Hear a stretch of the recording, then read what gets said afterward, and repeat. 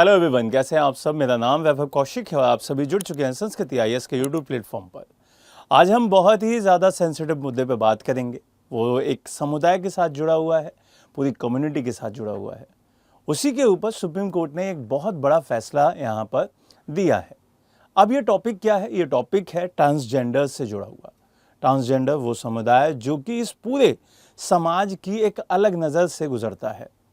बहुत सारे लोग अलग तरीके की नज़र से उन्हें देखते हैं, अलग तरीके से उन्हें ट्रीट करते हैं, लेकिन सुप्रीम कोर्ट इस तरीके की बातों पे ना तो यकीन करता है, ना वो किसी को कहता है कि भाई आप भी इसी तरीके से करें।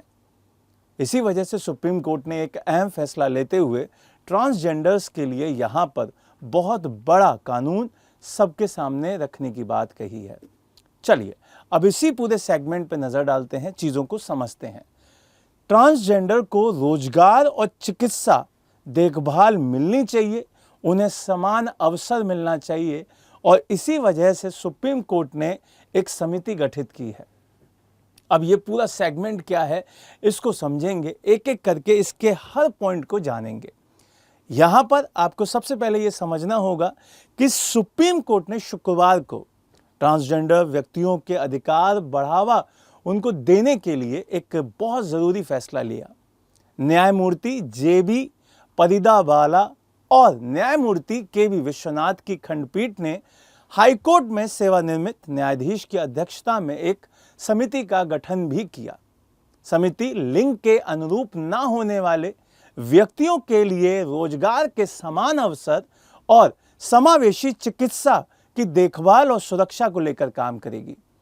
कोर्ट ने यह भी कहा कि भाई आप इस फैसले से ट्रांसजेंडरों के भविष्य को सुनिश्चित करने की उम्मीद मिलती है।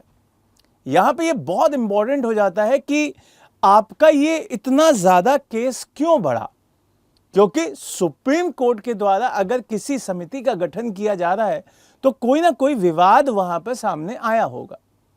तो एक विवाद इस पूरे केस के साथ जुड़ा हुआ है, क्योंकि इसी मामले की सुनवाई करते हुए कोर्ट ने यह फैसला दिया था। एक ट्रांसजेंडर महिला जो कि उत्तर प्रदेश और गुजरात के दो निजी स्कूलों में शिक्षक बनी थी, टीचर, लेकिन स्कूलों ने लैंगिक पहचान के कारण उनकी नियुक्ति समाप्त कर दी। इसके बाद याचिकाकर्ता सुप्रीम कोर्ट गई थी। उन्होंने कोर्ट को बताया कि उत्तर प्रदेश में नियुक्ति पत्र दिया गया था, लेकिन वहां पे केवल 6 दिन ही पढ़ा सकी।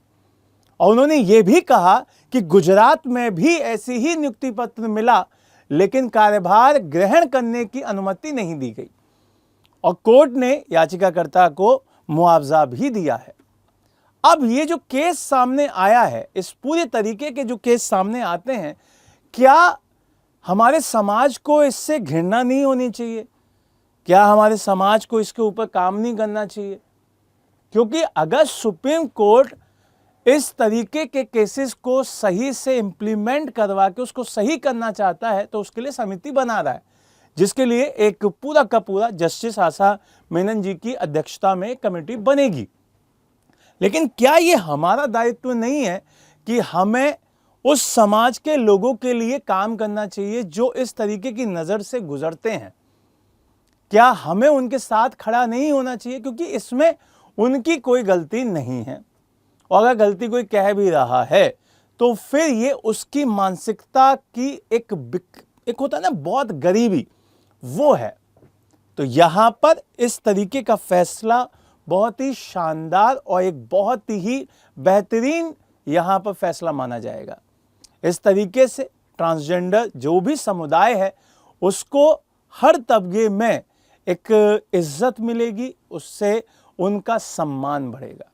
तो उम्मीद करता हूं कि आप सभी एक ऐसे समाज को बनाना चाहेंगे जहां पे हर कोई व्यक्ति अपनी जीवन को अपने हिसाब से जी पाए।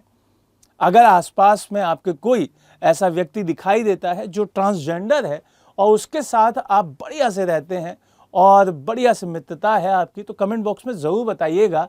आपको तहे दिल से शुक्रिया है, क्योंकि इससे हमारा समाज एक बेहतरीन समाज बनेगा जहां पे हर किसी की इज्जत होगी। एक नई वीडियो के साथ दोबारा मिलेंगे। जय हिंद, जय भारत।